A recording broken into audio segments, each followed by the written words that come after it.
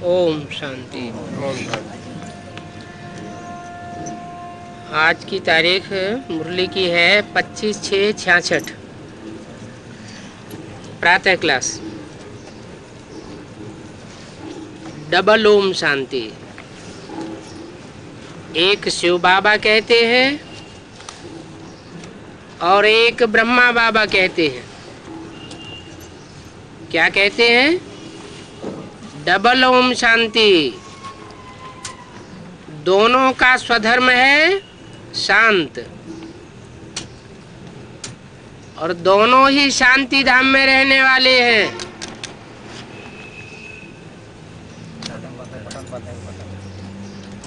तुम बच्चे भी शांति धाम में रहने वाले हो, निराकार देश में रहने वाले हो।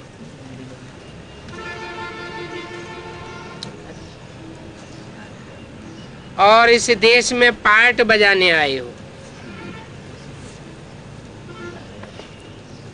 क्योंकि ये ड्रामा का रंगमंच है ना। बच्चों को ड्रामा की आदि मध्य अंत का ज्ञान बुद्धि में भरा हुआ है, ऊपर से लेकर नीचे तक।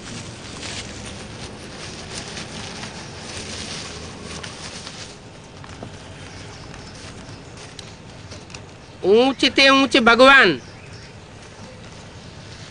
और उनके बाद बच्चे।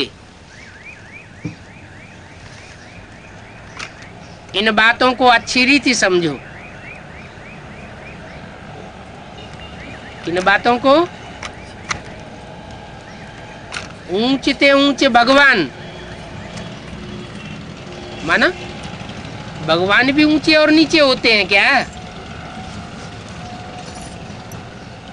फिर ऊंचते ऊंचे क्यों कहा है? जरूर कोई किसी को भगवान समझ बैठता है, कोई किसी को भगवान समझ बैठता है। भक्ति मार्ग में माताएं अपने पति को ही पति परमेश्वर समझ बैठती हैं। ऐसे ही दूसरे दूसरे धर्मों में भी अपने धर्म पिता को ही भगवान का साकार रूप मान लेते हैं। कृष्ण के पुजारी कृष्ण को भगवान मान लेते हैं। राम के पुजारी राम को भगवान मान लेते हैं।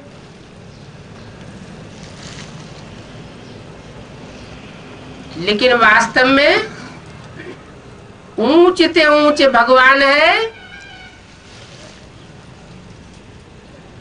जो सुप्रीम सोल सेवा इस साकार सृष्टि रूपी रंगमंच पर आकर मुकर्रर रथ में प्रवेश करता है और सारी सृष्टि को पलट देता है। वो है ऊंचते ऊंच। बाद में बच्चे हैं नंबरवार। सिवाय तुम्हारे ये ज्ञान कोई की बुद्धि में नहीं है। और तुम पढ़ते हो खुदाई स्कूल में। भगवान वाच्य है। भगवान तो एक ही होना चाहिए, क्योंकि सबका बाप तो एक ही है। और बाप सृष्टि रचते हैं तो कहा जाता है प्रजापिता ब्रह्मा।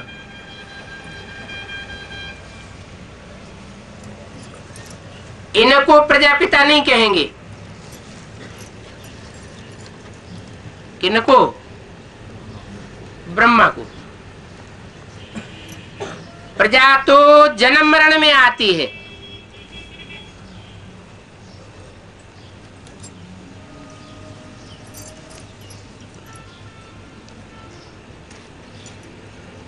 आत्मा के आधार से प्रजा जन्म मरण में आती है ना। फिर चाहिए प्रजापिता। प्रजापिता ब्रह्मा भी गाया हुआ है, परम पिता परमात्मा प्रजापिता ब्रह्मा द्वारा रचना रचते हैं। किसकी रचना रचते हैं? मनुष्यों की रचना रचते हैं। मनुष्य कहेंगे जो मन का उपयोग करते हो, इसलिए मनु की औलाद कहा जाता है। ऐसे नहीं कि कोई नई रचना रचते हैं,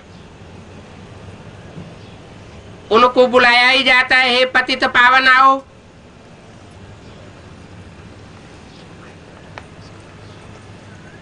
बुलाते हैं तो जरूर इस दुनिया में आवेंगे।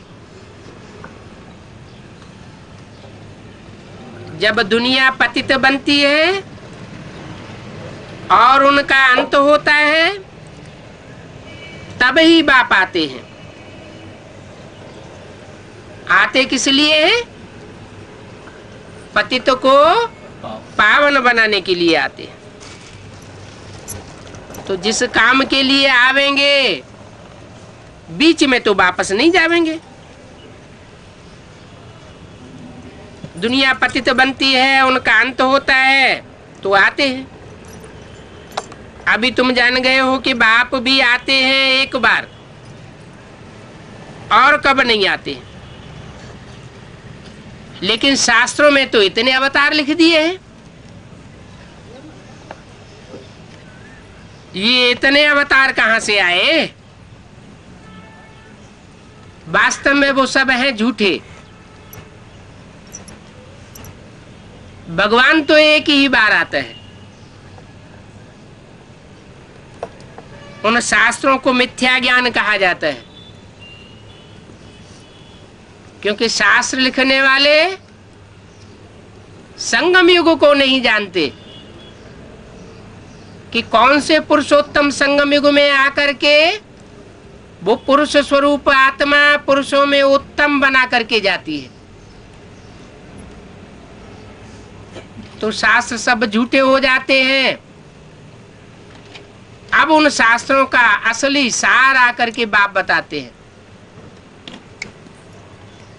कि जो अनेक अवतार लिख दिए हैं, कच्छ मच्छ अवतार लिख दिए हैं,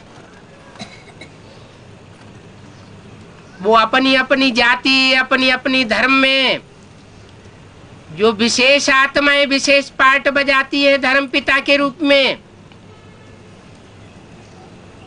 उनको ही वो सर्वोपरि मान लेते हैं। ऐसे मिथ्या ज्ञान को कहा जाता है अज्ञान। अज्ञान को अंधेरा कहा जाता है और ज्ञान को सोझरा कहा जाता है। तुम अंधेरे में थे, तुमको तो कुछ भी पता नहीं था, न तो ऊंचे ते ऊंचे भगवान का पता था, न उनकी बायोग्राफी का पता था। अभी तुमको सारा नॉलेज मिला है। तुम ड्रामा के एक्टर्स हो ना, तो ड्रामा के एक्टर्स को अपनी और सबकी एक्ट का जरूर पता होना चाहिए कि क्या क्या पार्ट बजाते हैं, क्योंकि वो होता है छोटा हद का ड्रामा। उस ड्रामा का तो सबको पता पड़ जाता है, लेकिन ये बेहद के ड्रामा का सबको एक साथ पता नहीं पड़ सकता। सब है नंबरवार पुरुषार्थ अनुसार। तुम भी देख करके आते हो, चाहो तो लिख भी सकते हो, याद कर सकते हो। वो ड्रामा तो छोटा सा होता है, यह तो बड़ा बेहद का ड्रामा है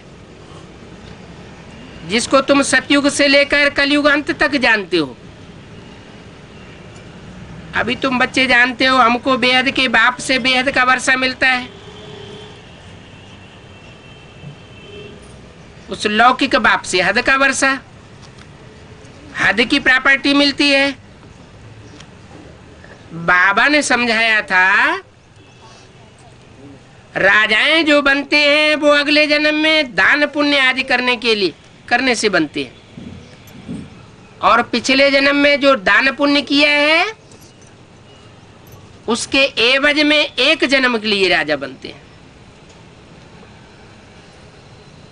ये 63 जन्मों की बात है। ऐसे नहीं कि वो दूसरे जन्म में भी राजा बनते रहेंगे। एक जन्म में पुरुषार्थ करते हैं तो अगले जन्म में प्राप्ति करते हैं, लेकिन सब तो पुरुषार्थ नहीं करते, सब तो राजा नहीं बनते। इस सृष्टि में तो 500-700 करोड़ मनुष्य आत्माएं हैं। वास्तव में राजा बनने का पुरुषार्थ वो ही करती है जिन्होंने परमात्मा बाप से संगम युग में राजयोग सीखा है। राजयोग सीख करके इंद्रियों को कंट्रोल किया है, मन को कंट्रोल किया है।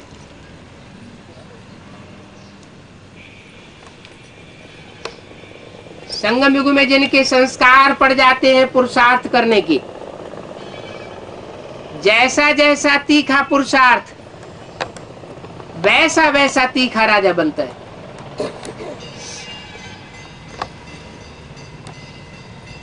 बाप आकर के जो पुरुषार्थ कराते हैं वो 21 जन्म के लिए कराते हैं, और 21 जन्म के जो पुरुषार्थ के संस्कार पड़ते हैं नंबरवार पुरुषार्थ अनुसार, वही संस्कार 63 जन्मों में भी जाते हैं। वो परमात्मा की प्राप्ति नहीं है 63 जन्मों में, अपना अपना पुरुषार्थ है, लेकिन वो संस्कार आते हैं तब जब यहाँ बाप से एक जन्म में पढ़ाई पढ़ते हैं। तुम जो सतयुग में राजाएं महाराजाएं थे, ऐसे मत समझो कि तुम्हारी राजाई कोई गुम हो जाती है। नहीं, वो बाप की दी हुई राजाई है, अनेक जन्म की प्राप्ति कराते हैं। फिर जब भक्ति मार्ग होता है उस समय भी जो जास्ती दान पुण्य करते हैं तो वो फिर राजाई में जाते हैं। ये जास्ती दान पुण्य करने के संस्कार अभी ब्राह्मणों के संगम युग में पुरुषोत्तम युग में धारण करते हैं।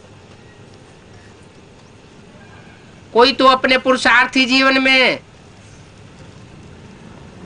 सारा ही त्याग करते हैं। वर्तमान संगम युग में अपने लिए कुछ भी नहीं रखते।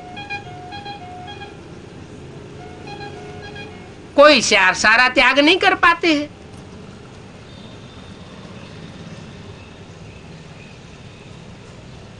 जो त्याग नहीं कर पाते हैं वो फिर संस्कार ले जाते हैं। द्वापर युग में वही संस्कार फिर इमर्ज होते हैं, तो एक जन्म में राजा बनते हैं, अगले जन्म में फिर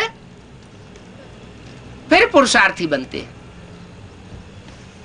इसलिए कहा जाता है तप कर राज और राज कर नरका, क्योंकि जो राजाई की गद्दी पर बैठता है वो 63 जन्म की ऐसी बात है जहां अहंकार चढ़ जाता है।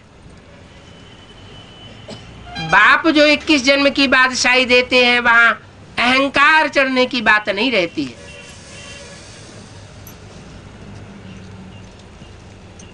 वो होते हैं विकारी राजाएं, और सतयुग त्रेता में होते हैं निर्विकारी राजाएं। तुम जो पूज्य थे तो फिर पुजारी बन जाते हो। वो होता है अल्पकाल का सुख।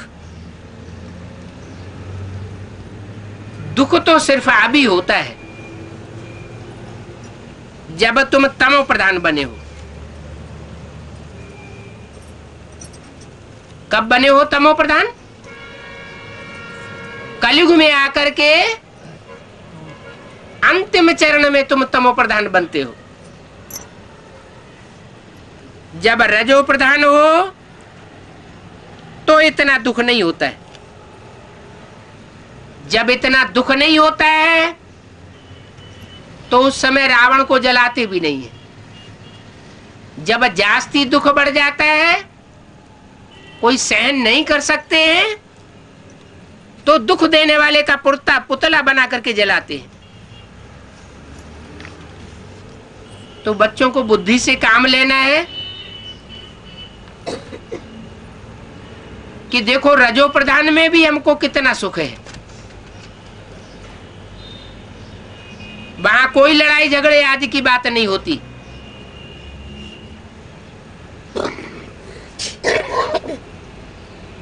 जब लाखों की अंदाज में हो जाते हैं तो लड़ाई शुरू होती है। तुम बच्चों को तो सतयुग त्रेता द्वापर में भी सुख है। 3 हिस्सा सुख है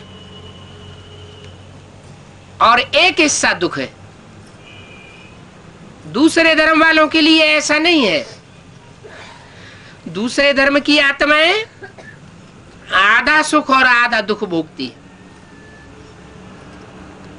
तुम्हारे अंदर सुख जास्ती भोगने के संस्कार पड़ जाते हैं। जो श्रीमत पर चलते हैं वो जास्ती सुखी होते हैं।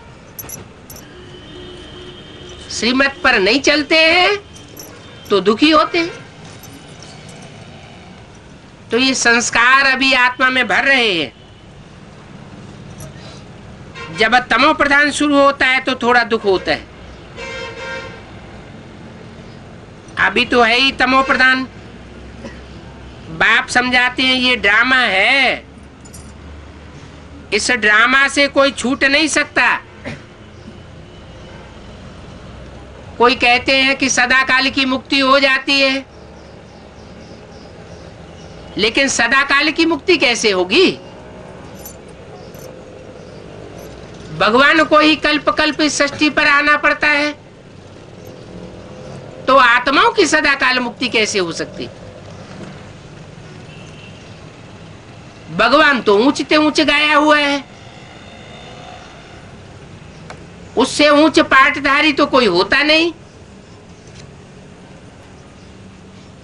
तो जब ऐसी सृष्टि में आने के लिए वो बार बार बांधा हुआ है, तो आत्माओं की सदाकाल के लिए मुक्ति होने का सवाल ही पैदा नहीं होता।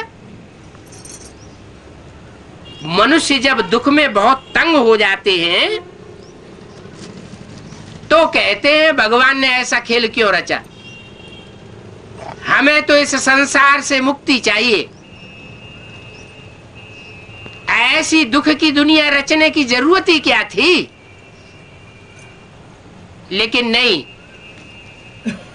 ये दुख और सुख का खेल चलता रहता है। दिन होता है तो रात भी होती है, रात होती है तो दिन भी होता है। अज्ञान की दुनिया होती है तो ज्ञान की दुनिया भी होती है। सतयुग त्रेता में ज्ञान आत्मा में समाया हुआ है। आत्मिक स्टेज ज्ञानी की प्रैक्टिकल स्टेज है।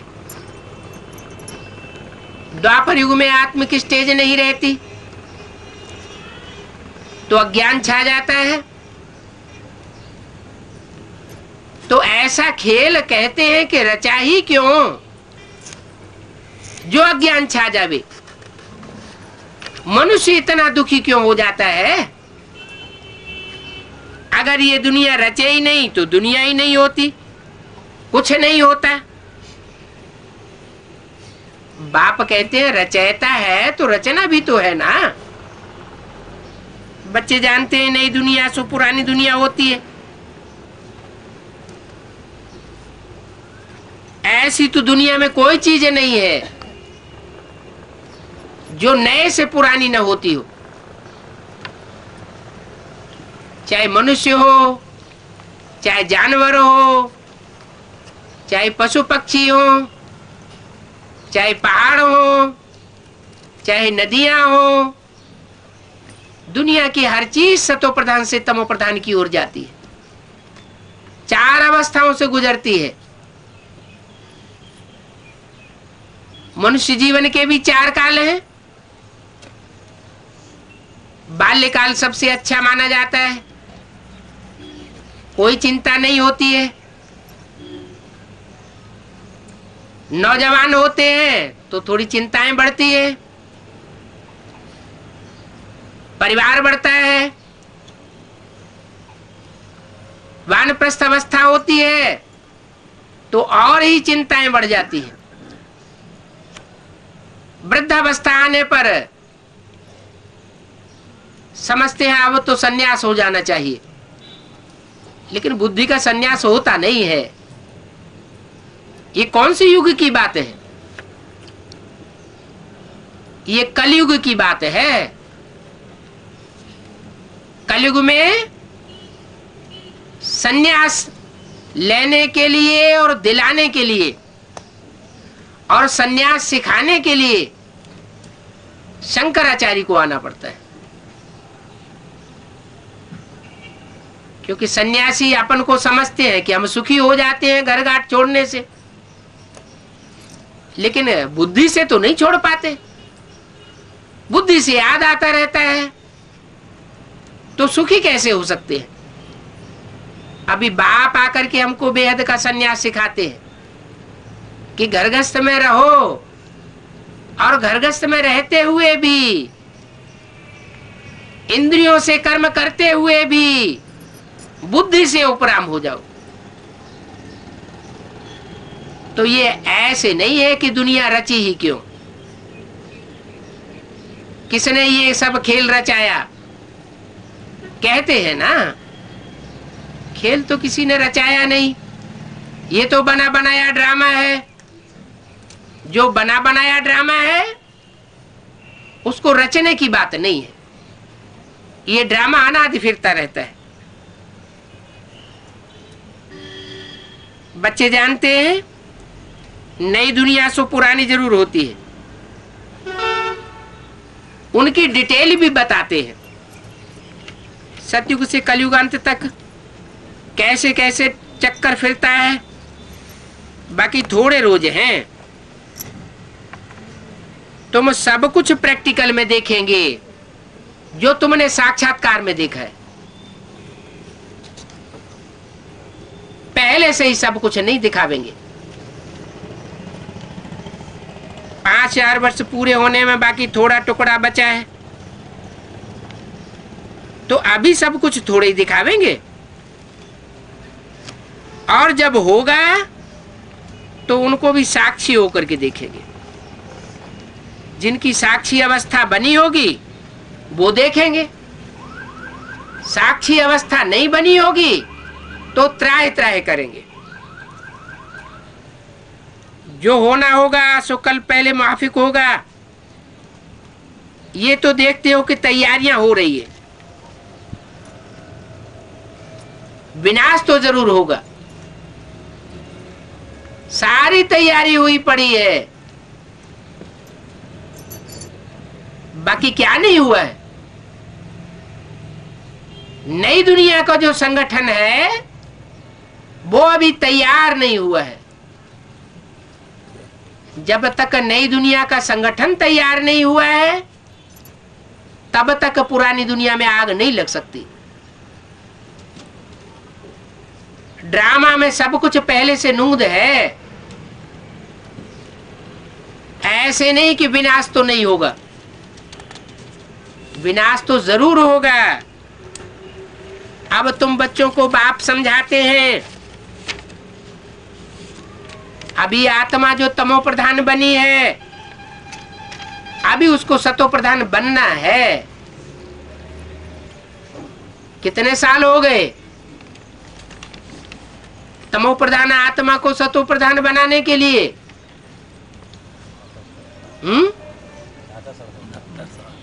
69 साल हो गए।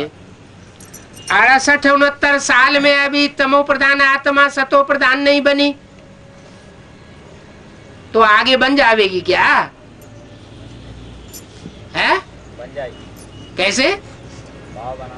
बाबा बनाने छूमंतर काली करेगा क्या? है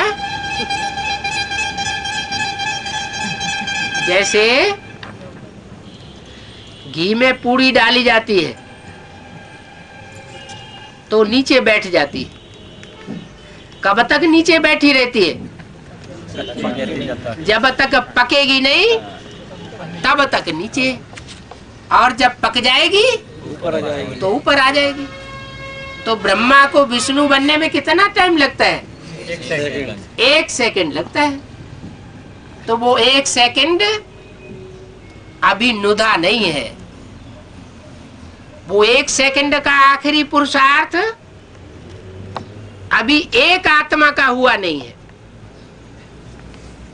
जिसके लिए बोला है एक के पतित बनने से सब पतित बन जाते हैं, और एक के पावन बनने से सब पावन हो जाते हैं। तो वो एक कौन है?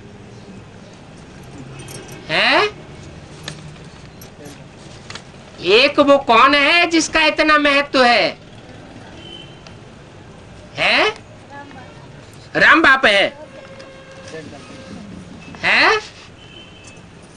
राम बाप के लिए कहा है ये कि एक के पतित बनने से सब पतित बन जाते हैं, एक के पावन बनने से सब पावन बन जाते हैं। अच्छा, द्वापर युग की आदि हुई तो सबसे जास्ती पतित उस समय कौन बना?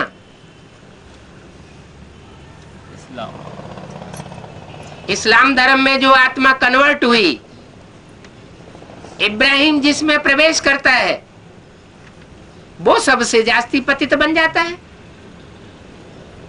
तो उसमें इस्लाम धर्म की सोल प्रवेश करती है। लेकिन कलयुग के अंत में आकर के सबसे जास्ती पतित कौन बनता है?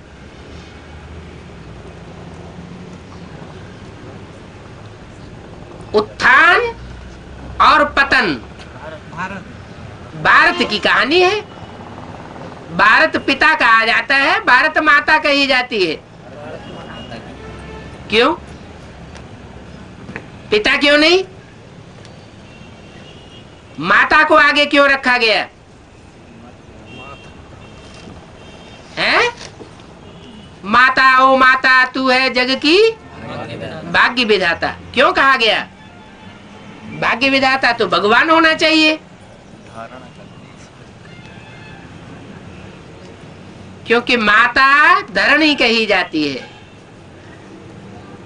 धरणी का उद्धार होता है तो धरणी का आधार लेने वालों का उद्धार होगा। धरणी का ही अगर उद्धार नहीं हुआ तो आधार लेने वालों का उद्धार नहीं हो सकता। इसलिए कहते हैं कि राम और कृष्ण धरणी पर रहते हैं और कच्छ मच्छ अवतार पानी में रहते हैं। पानी कौन सा? ज्ञान जल का आधार लेते हैं, वो ज्ञान जल के आधार पर चलते हैं। और रामकृष्ण की आत्माएं धरणी के आधार पर चलती है। धरणी माने कन्याएं माताएं। कन्या माताओं का उत्थान होगा तो सारे परिवार का उत्थान हो जाएगा, पूरे सनातन धर्म का उत्थान हो जाएगा। कन्याओं माताओं के ऊपर बहुत जिम्मेवारी है। कब? और जन्मों की बात नहीं है, इस संगम युग की बात है। संगम युग में जब बाप आते हैं तो ज्ञान का कलश कन्याओं माताओं को देते हैं। क्यों? कन्याओं माताओं को क्यों देते हैं? पुरुषों को क्यों नहीं दे देते? पुरुषों ने क्या गुनाह कर दिया? पुरुष चोला ही ऐसा है जो दुर्योधन दुशासन बनने से नहीं चूकता। कन्याओं माताओं में लज्जा रहती है, खास करके भारत की कन्याओं माताओं में। भारत की नदियां गाई हुई हैं, वो जड़ नदियों की बात नहीं है, ये चैतन्य नदियों की बात है। भारत की चैतन्य नदियां पतित पावनी बनती है परमात्मा बाप के संग के रंग से। शिव शक्तियां गाई हुई हैं, ये शिव शक्तियां शिव की शक्तियां हैं। शंकर शक्तियां गाई जाती हैं क्या है? शंकर की आत्मा अलग, शिव की आत्मा अलग, भले शरीर एक ही होता है। जो शंकर का चोला वो शिव का चोला, लेकिन आत्माएं अलग अलग है, उनके कार्य भी अलग अलग है। शिव शंकर भोलेनाथ कहा जाता है तो दोनों आत्माएं मिलकर के पार्ट बजाती है। अंतर क्या पड़ जाता है? कोई का लगाव चोले के साथ हो जाता है और कोई की बुद्धि में रहता है कि इस चोले में विशेष पार्टधारी आत्मा सुप्रीम सोल है। कोई तो उस डब्बे में शिव को देखता है, कोई उस डब्बे में शंकर को देखता है।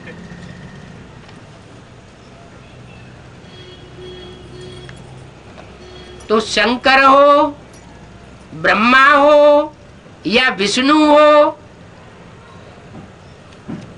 ये तीनों ही देवताओं में श्रेष्ठ देवता तो बनते हैं, वो भी लास्ट में जब रिजल्ट निकलता है। लेकिन ये तीनों ही त्रिदेव 33 करोड़ देवताओं के बीच में 63 जन्म लोड़े खाते रहते हैं। इनकी कोई वैल्यू उतनी नहीं है, सुप्रीम सोल की ही वैल्यू है, लेकिन वो निराकार है, अजन्मा है। इसकी उसकी वैल्यू को पहचाना नहीं जा सकता जब तक कि वो किसी साकार तन में प्रवेश न करे। इसलिए ये मजबूरी है क्या सुप्रीम सोल की? क्या मजबूरी है कि उसे पतित कामी कांटे में प्रवेश करना पड़ता है। क्यों प्रवेश करना पड़ता है? फूलों में प्रवेश कर जाए, कोई अच्छे पवित्र सन्यासी में प्रवेश कर जाए, किसी धर्मात्मा में प्रवेश कर जाए? नहीं, पतित को पावन बनाना यही विशेषता है। पावन को पावन बनाना ये कोई विशेषता नहीं है। जो नीचे गिरा हुआ है उस नीचे गिरे हुए को ऊपर उठाना ये श्रेष्ठ कार्य है। गिरे हुओं को तो सारी दुनिया गिराती रहती है। आज दुनिया में गरीब गरीब होते जा रहे हैं और जो धनवान है वो धनवान होते जा रहे हैं। इस परंपरा को कोई रोकने वाला नहीं दिखाई देता। अभी भगवान बाप आकर के कहते हैं मैं गरीब निवाज हूं, मैं गरीबों को आकर के उठाता हूं, धनवान को आकर नहीं उठाता। बेसिक नॉलेज में भी जब तक साकार तन में प्रवेश करते रहे कोई करोड़पति अरबपति ज्ञान में नहीं आए। शरीर छूटने के बाद फिर चाहे जो कुछ होता रहे, वो तो बेसिक नॉलेज का असली रूप ही नहीं रहा। ऐसे ही एडवांस नॉलेज में भी जिस मुकर्रर रथ में आते हैं उसके द्वारा गरीबों को ही उठाते हैं। बेसिक नॉलेज में फिर भी कुछ धनवान लोग थे। जैसे बेसिक नॉलेज का मुखिया कौन था? है दादा लेखराज। वो क्या थे? धनवान थे, हीरो के जवाहरातों के व्यापारी थे। तो वो तो बेसिक नॉलेज की बात हुई, अधूरी नॉलेज की बात है। लेकिन परमात्मा परमपिता वो तो संपूर्ण है। वो संपूर्ण नॉलेज जब तक आकर न दे तब तक कोई आत्मा संपूर्ण नहीं बन सकती। और वो परिपूर्ण आत्मा परिपूर्ण नॉलेज आकर के गरीबों को ही देती है। इस एडवांस नॉलेज में छांट छांट के देख लिया जाए, कोई भी अरबपति नहीं होंगे। आज की दुनिया में लखपति तो कुछ माने ही नहीं जाते।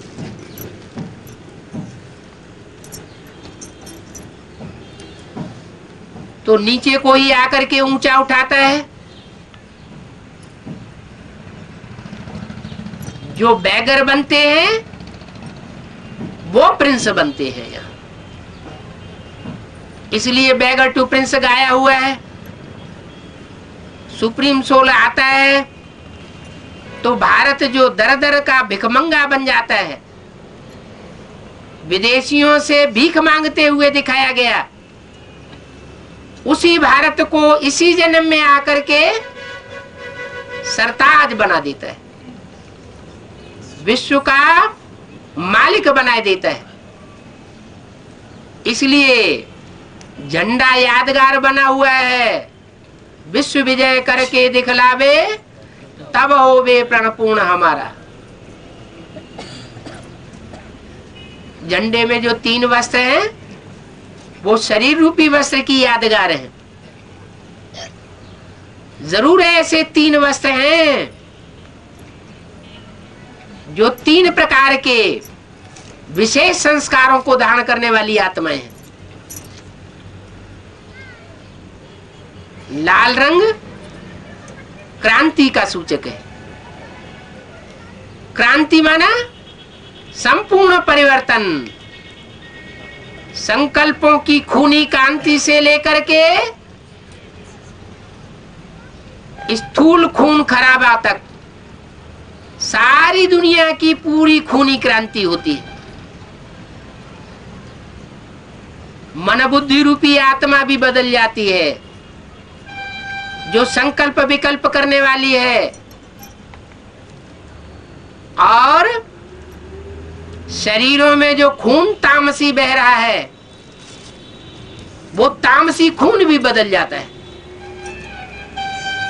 शरीर भी सात्विक बन जाते हैं और आत्मा भी सात्विक बन जाती है। तो इस पतित नीचे गिरी हुई दुनिया को ऊंचा उठाने के लिए परमात्मा बाप को आना पड़ता है। लेकिन जब वो आता है तो दुनिया में माया का पाम्प एंड शो इतनी तीव्र गति से बढ़ता है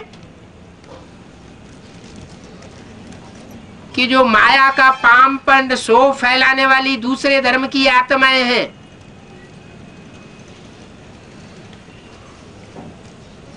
वो परमात्मा बाप को पहचान ही नहीं पाती। असली सुख क्या है उनकी बुद्धि में नहीं आता। वो भौतिक सुख को ही सब कुछ समझते हैं। बाप आकर बताते हैं कि मन का सुख ही सबसे बड़ा सुख है। मन के हारे हार, मन के जीते जीत। मन अगर कंट्रोल में कर लिया तो वाइब्रेशन कंट्रोल होने से सारी दुनिया कंट्रोल हो सकती है। मन कंट्रोल से बाहर है तो इंद्रियां भी कंट्रोल से बाहर हो जाती है। इंद्रियां वो सात्विक सुख नहीं भोग सकती अगर मन चंचल बन गया तो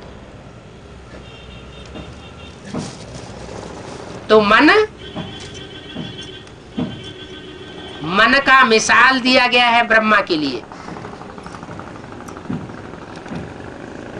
पावरफुल से पावरफुल मन किसका हुआ? ब्रह्मा का। कौन सा ब्रह्मा? ब्रह्मा तो अनेकों के नाम है। दादा लेखराज भी ब्रह्मा। यज्ञ के आदि में जो माता है, जो निमित्त बनती है ज्ञान सुनाने के लिए और ज्ञान सुनने के लिए,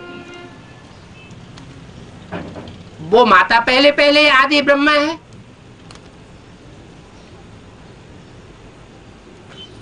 फिर ब्रह्मा का शरीर छोड़ने के बाद, इन दोनों ही आत्माओं का शरीर छूटने के बाद जो दोबारा जन्म होता है वो आत्मा भी ब्रह्मा के रूप में है, क्योंकि सुप्रीम सोल प्रवेश करता है। रुद्रमाला के सभी मणकों में प्रवेश होता है। उनमें से आदि माता भी है तो आदि पिता भी है। एक है प्रजापिता ब्रह्मा और एक है आदि ब्रह्मा। तो ब्रह्मा अनेकों के नाम हो जाते हैं। लेकिन वो कौन सा ब्रह्मा है जो पहले ब्रह्मा से विष्णु बनता है? दादा लेखराज ब्रह्मा या प्रजापिता ब्रह्मा? नहीं, प्रजापिता अकेला कुछ नहीं कर सकता, क्योंकि उसमें है सुप्रीम सोल। सुप्रीम सोल अपने को आगे नहीं कर सकता। बाप किसके द्वारा प्रत्यक्ष होते हैं? बच्चों के द्वारा प्रत्यक्ष होते हैं। बाप तो समर्थ है, तो समर्थ बाप बच्चों को पहले समर्थ बनाता है। जो कहते हैं सन सोज फादर, फादर सोज सन्स। बाप बच्चों को प्रत्यक्ष करता है, बच्चे बाप को प्रत्यक्ष करते हैं। लेकिन दोनों में पावरफुल कौन है? बाप पावरफुल है, बच्चे तो नंबरवार हैं। तो किसकी प्रत्यक्षता पहले होगी? है? बच्चों की प्रत्यक्षता पहले होगी। तो जरूर है कृष्ण बच्चा जो है वो पहले इस सृष्टि पर प्रिंस के रूप में प्रत्यक्ष होता है। वो तो नई दुनिया की बात हुई। अभी ब्राह्मणों की संगम दुनिया में जिस कृष्ण का गायन है, जो शास्त्रों में गायन है, वो संगम कृष्ण कौन?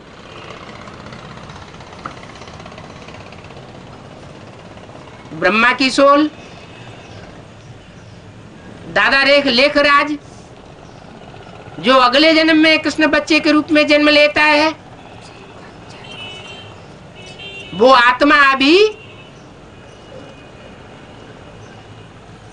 किस तन में विशेष रूप से प्रत्यक्ष होती है? शंकर में कहें तो अधूरा चंद्रमा के रूप में दिखाई गई है, यह संपूर्ण चंद्रमा के रूप में दिखाई जाती है। अधूरा चंद्रमा है। संपूर्ण चंद्रमा कब है?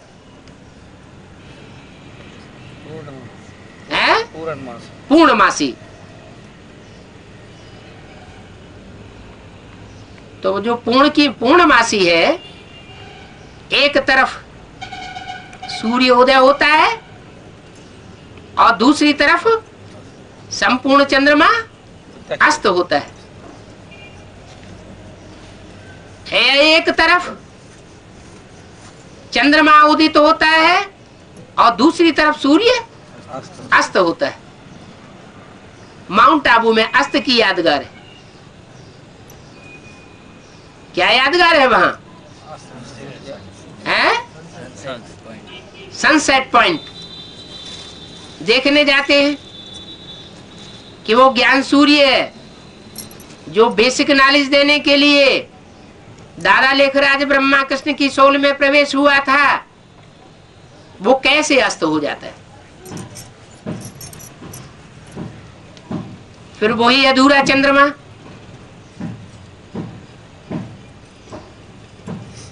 और सुप्रीम सोल तीसरे नेत्र के रूप में और अर्धचंद्र के रूप में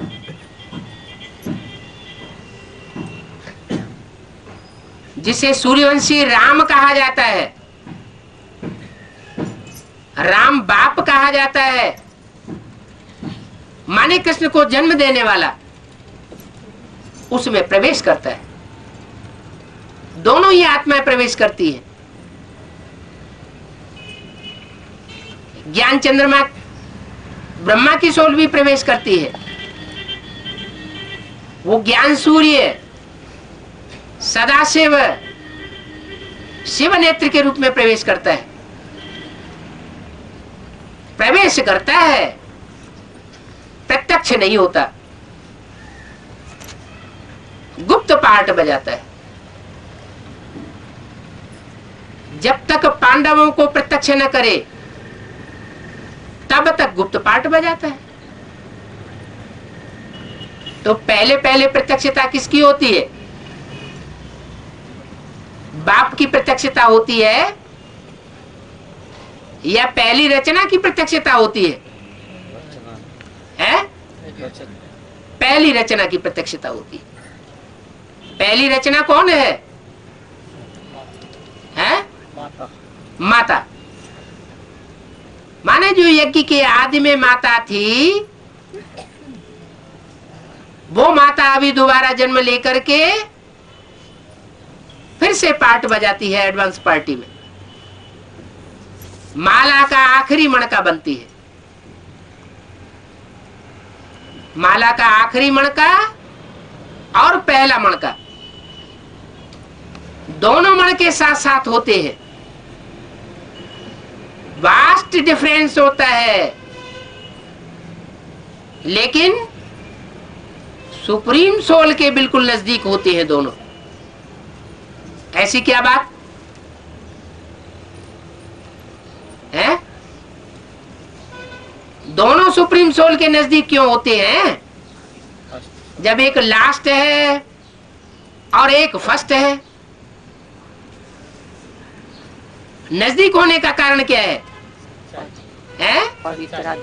हाँ, जो भी रुद्रमाला के मणके हैं 108 मणके, उन 108 मणकों में प्योरिटी की पावर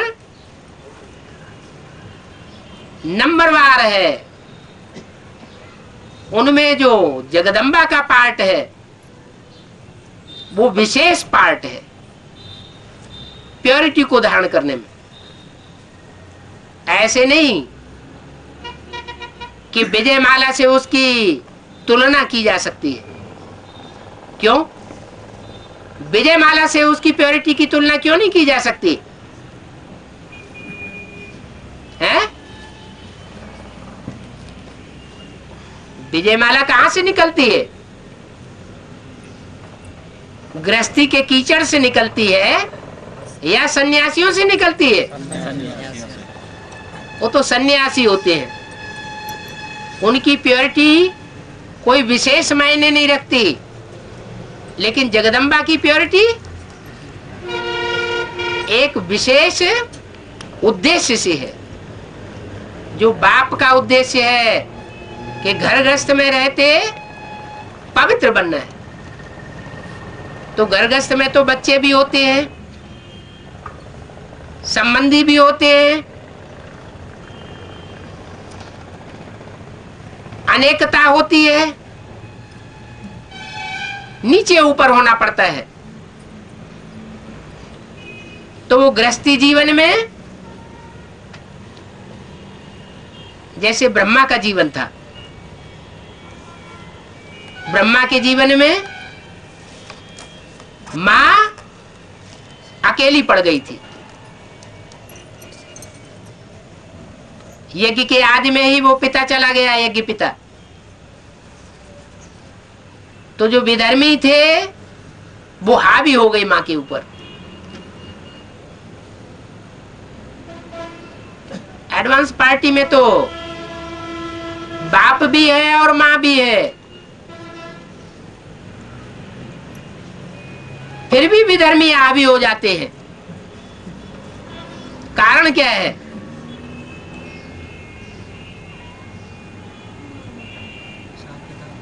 क्या हिसाब किताब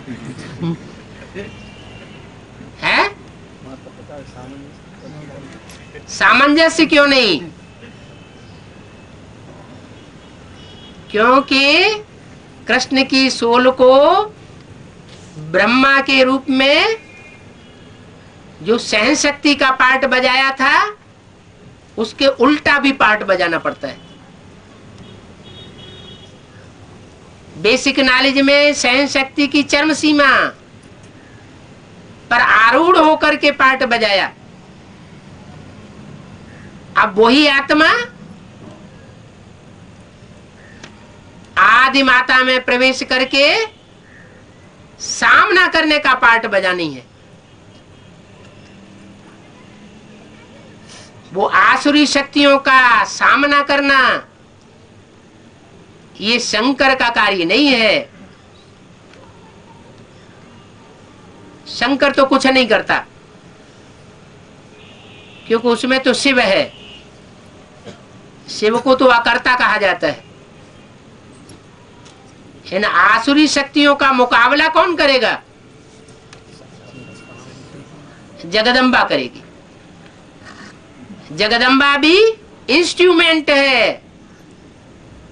वास्तव में कौन सी आत्मा करेगी? ब्रह्मा की सोल करती है। जगदम्बा है शरीर और आत्मा है कृष्ण की सोल, दादा लेखराज ब्रह्मा।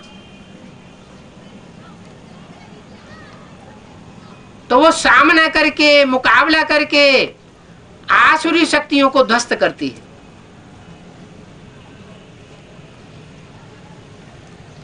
उन आसुरी शक्तियों में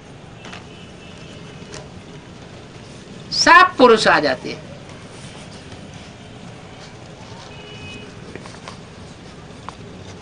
आज घर घर में देखा जाए,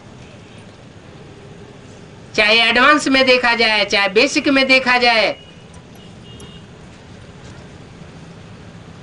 पुरुष प्रकृति माताओं कन्याओं के ऊपर हावी बनी पड़ी है। कन्या ज्ञान में चलना चाहती है, पूरा परिवार भले एडवांस में है, लेकिन बाप की इच्छा नहीं। मां चाहती है कन्या सरेंडर हो जाए, बाप विरोध कर देता है, क्योंकि हावी हो जाता है। माताएं तो पहले ही बंधी हुई होती है, तो बंधी हुई माताएं तो कुछ विरोध कर भी नहीं सकती। अब माताओं में सबसे बड़ी माता कौन है? तो जो सबसे बड़ी माता का पार्ट बजाती है, उसकी स्थिति और माताओं के मुकाबले ऊंची होगी या नीची होगी? इसलिए बोला है गीता पूरी ही खंडन की हुई है।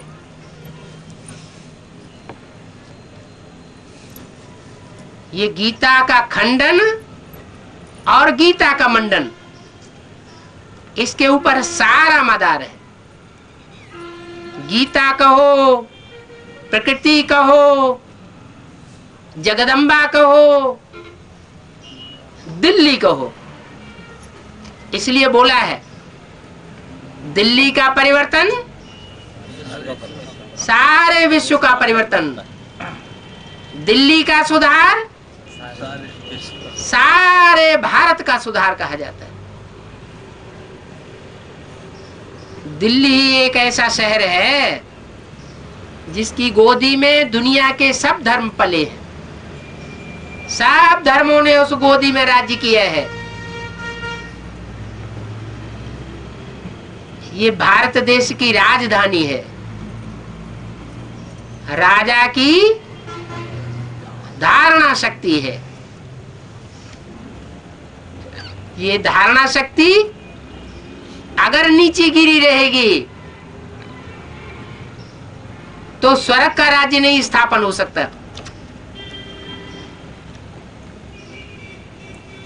और उठेगी कैसे?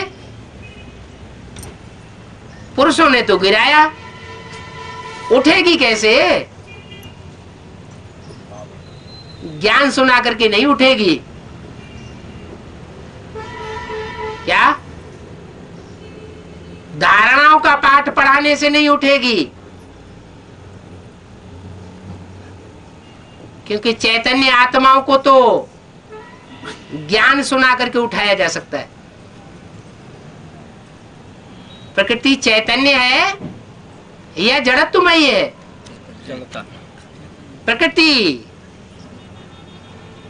प्रकृति के 5 तत्व जिनसे प्रकृति का संघात बनता है, वो जड़ है या चैतन्य है?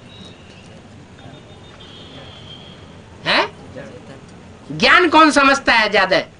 पुरुष समझता है या स्त्री ज्यादा ज्ञान समझती है? ज्ञान की गहराई में जास्ती कौन जाता है? पुरुष वर्ग जाता है ना।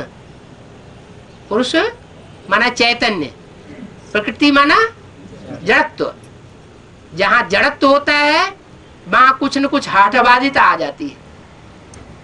इसलिए ब्रह्मा को कौन सा रूप दिया है?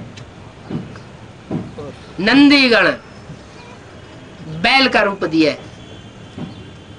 बैल माना अड़ियल, कोई न कोई बात में अड़ जाता है, कोई न कोई ज्ञान का पॉइंट मिस हो जाता है। जिस ज्ञान के पॉइंट के मिस होने के कारण सारा बिगड़ जाता है।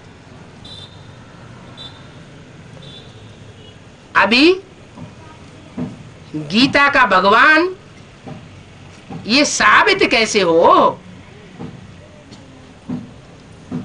ब्रह्मा की सोल, चाहे जगदम्बा की सोल, माना दादा लेखराज की सोल हो, चाहे जगदम्बा की सोल हो, दोनों की बुद्धि में जब तक ये बात नहीं बैठती कि गीता का भगवान आखिरी कौन, साकार स्वरूप कौन, प्रैक्टिकल स्वरूप कौन, तब तक दुर्गति हो रही है। ये गीता का भगवान का पॉइंट बहुत क्रांति करने वाला है।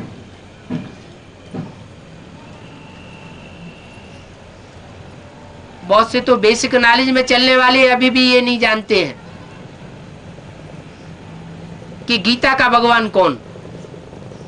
ब्रह्मा कुमारियां कहें तथाकथित तो कोई बात नहीं, उनकी बुद्धि में तो यही बैठा है कि दादा लेखराज ब्रह्मा वही गीता का साकार भगवान है, एवर लास्टिंग है, इसके अलावा और कोई भगवान का रूप नहीं है। लेकिन एडवांस में भी बहुतों की बुद्धि में नहीं है कि गीता का भगवान आखिर कौन है। अगर एडवांस में भी सबकी बुद्धि में ये बैठ जाए तो ये गुटबाजियां सब समाप्त हो जाए, पार्टीबाजियां सब समाप्त हो जाए, घड़े खत्म हो जाएं। लेकिन वो ड्रामा में नूद है। कहते भी हैं जब दुनिया का विनाश होता है तो 9 ग्रह आपस में टकराते हैं, फिर क्या होगा अंजाम? 9 ग्रह आपस में टकराएंगे तो अंजाम क्या होगा? आग निकलेगी। जो छोटे मोटे ग्रह हैं वो नेस्त नाबूद हो जाएंगे। कौन बचेगा? सबसे बड़ा ग्रह कौन सा है? सरस्वती। बृहस्पति, पृथ्वी नहीं।